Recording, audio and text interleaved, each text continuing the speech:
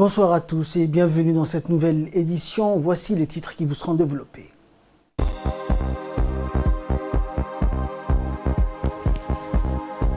Le ministre de l'Enseignement supérieur rencontre les étudiants ingénieurs qui ont participé au concours African Innovation Week.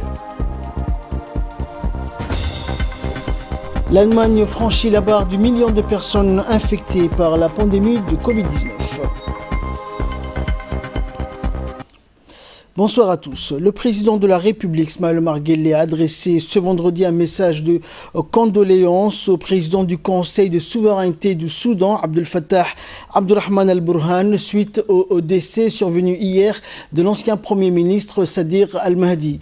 Dans son message, le président Guelleh a salué la mémoire d'un dirigeant charismatique qui sut toujours placer l'intérêt général et celui de sa patrie avant sa carrière et sa prééminence personnelle. L'histoire le retiendra comme un partisan effréné du triomphe des aspirations de ses compatriotes, a poursuivi le chef de l'État. Politique éclairé, il forçait l'estime à travers sa capacité à incarner des volontés plurielles et non des dictates établis en toute catimini. C'est par ailleurs souvenu le président Ismaël Omar Guelleh, qu'il a personnellement connu. Je vous prie de relayer l'expression de ma compassion et celle de la nation djiboutienne tout entière auprès de l'ensemble du peuple frère et ami du Soudan ainsi que de sa famille et de ses proches et amis, a souhaité le chef de l'État, implorant Dieu Tout-Puissant d'accueillir le défunt en son paradis éternel. Décédé hier à l'âge de 84 ans, feu Sadir al-Mahdi fait office de figure de proue du paysage politique et religieux soudanais. À la tête du parti Oumma, une des formations les plus anciennes du Soudan, il fut à deux reprises, en 1966 et en 1986, Premier ministre de ce pays. Inna lillahi wa inna ilayhi raji'un. Dans le cadre de la mise en œuvre de la politique nationale de l'emploi, le ministre des Affaires étrangères et de la coopération internationale, Mahmoud Ali Youssouf, a eu hier au Djibouti Palace Kempinski une réunion informelle avec les diplomates accrédités à Djibouti. Le ministre a remercié tous les diplomates pour leur participation à la réunion destinée donc à renforcer la politique d'initiative pour l'emploi mise en œuvre par le ministère du Travail. Il a précisé que ce processus bénéficie d'une approche et d'une méthode nouvelle avec des rencontres avec tous les acteurs et opérateurs nationaux. La réunion avec les partenaires bilatéraux intervient après une rencontre similaire avec les partenaires et le ministre a sollicité les diplomates pour accompagner ce processus de création d'emplois initié grâce à une vision politique avec des objectifs réalistes et nécessitant le soutien de tous les partenaires. Le ministre a aussi informé qu'un forum sera organisé bientôt avec la participation du président pour renforcer ce processus d'initiative pour l'emploi qui est une voie vers la prospérité et qui doit être soutenu par tous les partenaires bilatéraux et multilatéraux. Écoutons là-dessus l'intervention du ministre des Affaires étrangères et porte-parole du gouvernement lors de la réunion avec les diplomates des pays amis. Processus dans la mise en œuvre de la politique nationale de l'emploi qui est en train de se mettre en place grâce au ministre du Travail, le ministre Ousmane. Une approche nouvelle, une méthode nouvelle, une pédagogie nouvelle puisqu'il a commencé à d'abord rencontrer les acteurs et les opérateurs nationaux, le secteur de tous les départements concernés, le privé comme le public, les partenaires multilatéraux hier, aujourd'hui les partenaires bilatéraux, parce que nous sommes convaincus que l'emploi est l'affaire de tous. Et il est très important que les partenaires puissent nous accompagner dans ce processus de création d'emplois à Djibouti. Nous avons une politique, nous avons une vision et nous voudrions sincèrement que votre partenariat, votre participation à cet accompagnement du processus soit effective. Il y a un forum ou une foire qui va être organisée prochainement où le président de la République va lui-même que le président va ouvrir. Et c'est une étape. Nous avions le SCAP, 5 ans, la stratégie accélérée pour la création d'emplois. Nous sommes passés à une deuxième étape, un plan quinquennal qu'on a appelé l'inclusion, la connectivité, ici que vous avez certainement, dont vous avez eu vent. Et il est très important que ce processus de création d'emplois, qui est en vérité la voie tracée royale vers la prospérité, ce processus soit un processus, je dirais, basé sur une vision avec des objectifs réalistes et surtout bénéficiant de l'accompagnement et du soutien de tous. Le ministre de l'Enseignement supérieur et de la Recherche a reçu dans son cabinet les étudiants ingénieurs ou anciens étudiants ingénieurs qui ont participé de par leur start-up à African Innovation Week.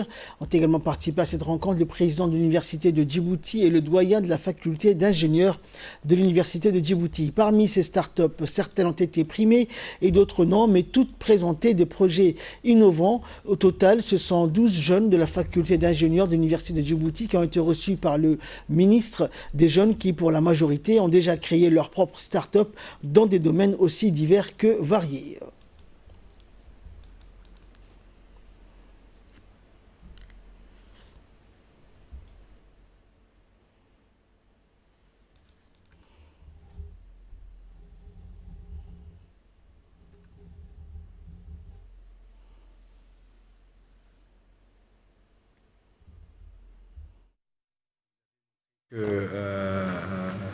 Vos talents, votre créativité, ce qui est important maintenant, on doit aussi renforcer le genre.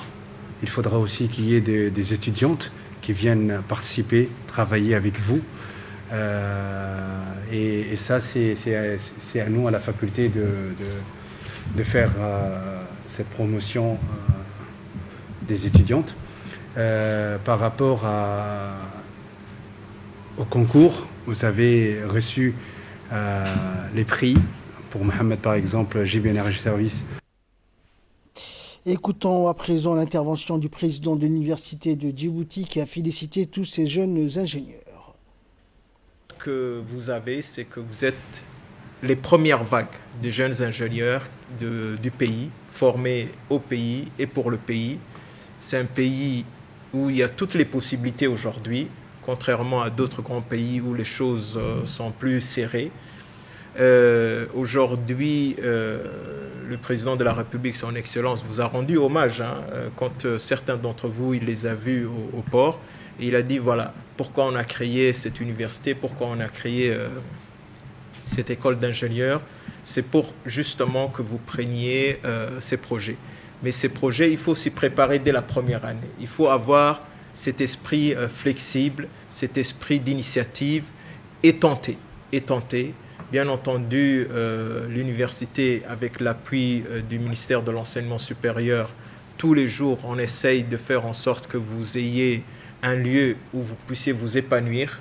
La première génération sait comment ils ont commencé et aujourd'hui, dans quelles conditions vous êtes. Et c'est important que vous puissiez vous dire, mais qu'est-ce que je peux apporter ? Pas qu'est-ce qu'on doit me donner, c'est ce que moi, en tant qu'ingénieur, qu'est-ce que je dois apporter ? Comment je dois innover ? Vous devez aussi observer votre environnement, votre pays, et le fait que le sac solaire, le système de JB Energy, etc., c'est très important. C'est des besoins locaux. Il faut partir des besoins locaux pour pouvoir aller encore en avant. Et clôturant la série des interventions, le ministre Dr Nabil Mohamed Ahmed s'est réjoui donc de recevoir donc ces jeunes ingénieurs. Il les a encouragés pour la suite de leurs travaux. On l'écoute. Très heureux de vous accueillir ce matin dans mon bureau. Vous accueillir bien sûr pour vous rendre honneur par rapport à ce que vous avez réalisé, à ce que vous avez fait.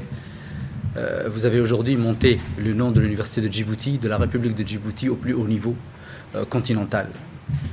Avoir 12 d'entre vous qui sont aujourd'hui dans mon bureau parce que Mohamed Ali, qui en est l'illustre exemple, a réussi à être 3e à l'échelle continentale dans l'African Week Innovation. C'est pour nous une fierté et premier à l'échelle nationale. Et puis vous tous qui êtes là parce que vous avez également eu l'initiative de construire, de fabriquer. Moi je pense qu'il faut continuer là-dessus. Le président, en inaugurant le chantier naval, l'a soulevé. Et il a dit on n'aurait pas pu penser à des choses comme ça si on n'avait pas cru à la construction d'une université et plus loin, faculté d'ingénieurs et toutes les facultés qui vont se mettre en place progressivement. C'est vraiment un honneur. Toutes mes félicitations. Moi, ce que je souhaiterais également, c'est de vous dire qu'on est un pays petit pays. Mais nous avons des grandes ambitions. On voudrait vraiment être créatif, de l'innovation. Vous avez eu une faculté d'ingénieur.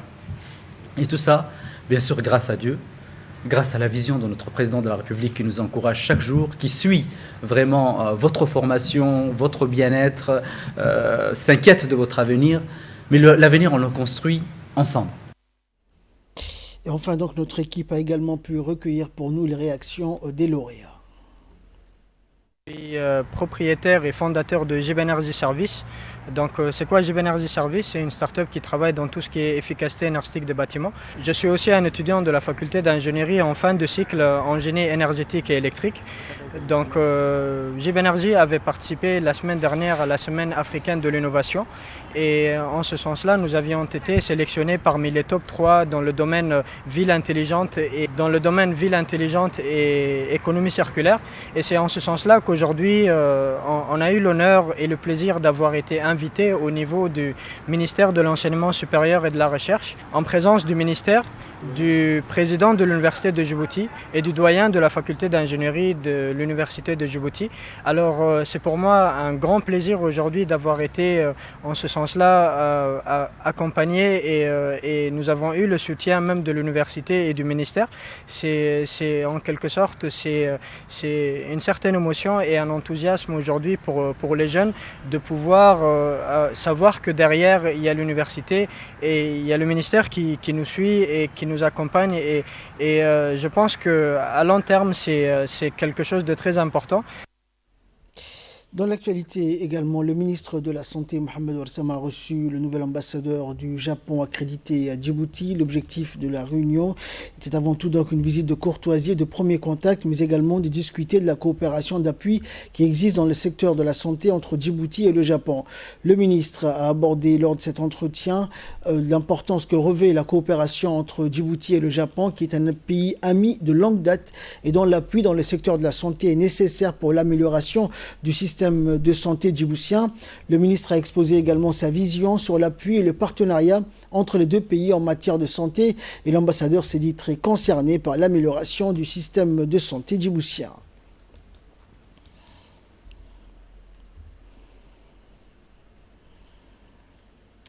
L'ONARS, en collaboration avec le ministère des Affaires sociales et des Solidarités, a effectué une opération de distribution de kits domestiques aux habitants du quartier Cheikh Farah, la localité de Damerjoug. Ces kits, composés essentiellement d'habits ou de draps et beaucoup d'autres matériels utiles en cette période pluviale, le secrétaire exécutif de l'ONARS a en personne dirigé et supervisé la distribution qui s'est tenue donc sous une pluie battante afin d'apporter une assistance immédiate et adéquate en cette période de pluie. Et donc plusieurs autres opérations similaires vont suivre, notamment des rations alimentaires qui vont être distribuées pendant le week-end afin que les habitants de cette localité ne manquent de rien. Le secrétaire exécutif de l'ONARS a rassuré la population de ce secteur que le gouvernement ne ménagera aucun effort pour assister sa population partout dans le pays et qu'ils seront toujours à leur côté dans toutes les situations.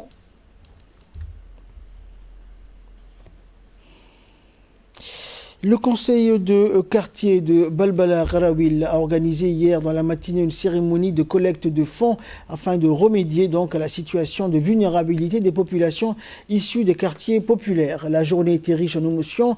Plusieurs personnes ont pris la parole et ont mis l'accent sur l'importance que revêt cette initiative. Le président du réseau RNDS a dans sa intervention également salué l'engouement et la motivation des hommes et des femmes venus des différents quartiers pour donner un sens à cet événement, rappelant que des initiatives telles que celle-ci relèvent d'une plateforme susceptible d'éradiquer la pauvreté en créant l'esprit de solidarité chez les habitants des quartiers. Et c'est par conséquent l'objectif visé du gouvernement en mettant en place une dynamique nationale de grande envergure. Direction la ville de Tadjoura qui a connu ces dernières décennies une croissance urbaine sans précédent. La jeunesse qui constitue la force vive de la région représente effectivement la moitié de la population de la région. Une jeunesse ambitieuse et de qualification qui a juré de ne pas garder leurs mains donc et qui ne ménage aucun effort pour profiter des opportunités qui se présentent dans la région. Cette jeunesse, en majorité diplômée, est à l'origine de nombreuses initiatives dans la région et demeure aujourd'hui propriétaire de petites entreprises de biens et de services tels que des produits cosmétiques, des magasins de boubou et donc plusieurs jeunes garçons et filles donc se sont lancés dans le métier donc d'entrepreneurs et qui sont des belles initiatives qui reflètent également la promotion d'esprit d'entrepreneur qui permet à de nombreux jeunes de contrer l'esprit donc attentiste. Certes, il est indéniable que l'esprit d'entrepreneur s'est emparé du milieu de la jeunesse de Tadjoura, soucieuse toujours d'exploiter de nombreux potentiels de la région pour mieux incarner l'esprit d'innovation.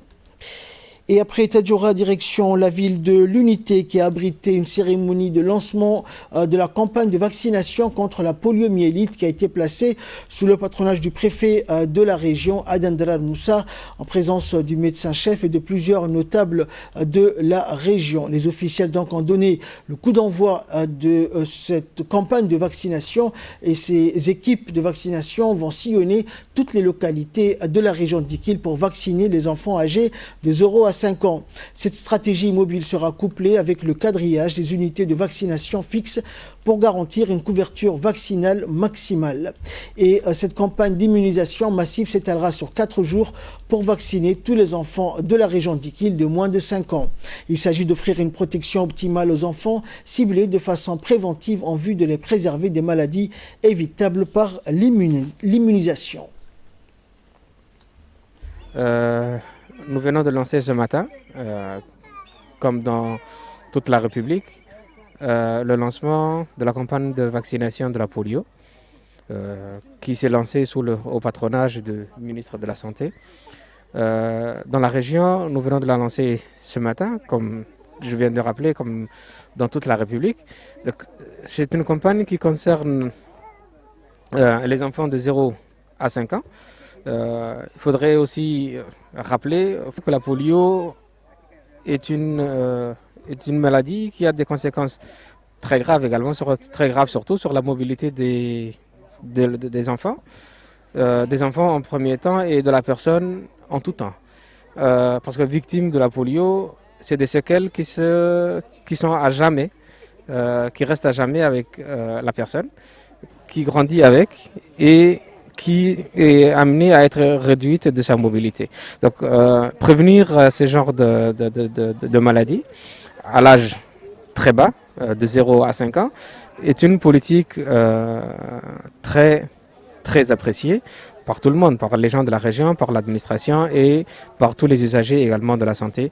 Donc, nous disons que nous souhaitons pleine réussite à la campagne dans la région et sur la sphère nationale. Donc, et nous invitons la population à collaborer. Enfin, pour clore l'actualité nationale, l'Union nationale des femmes djiboutiennes en partenariat avec le HCR de Djibouti et de l'ONARS a procédé hier donc au lancement officiel d'une campagne intitulée 16 jours d'activisme contre la violence des genres et l'élimination des violences à l'égard des femmes et des jeunes filles. L'objectif de cette campagne est de sensibiliser les uns et les autres à comprendre que les violences faites aux femmes laissent des stigmates sociaux et psychologiques parfois irréparables aux conséquences dramatiques pour le développement durable. Et parallèlement, sur le village de Holhol, s'est tenue une cérémonie de lancement de la campagne de 16 jours d'activisme 2020 contre les violences faites aux femmes. Et donc plusieurs personnalités donc sont intervenues à rappeler donc l'importance de lutter contre ce genre de violences faites aux femmes. Et là, nous passons à l'actualité internationale. Parlons Covid. L'Allemagne a franchi la barre du million de personnes infectées.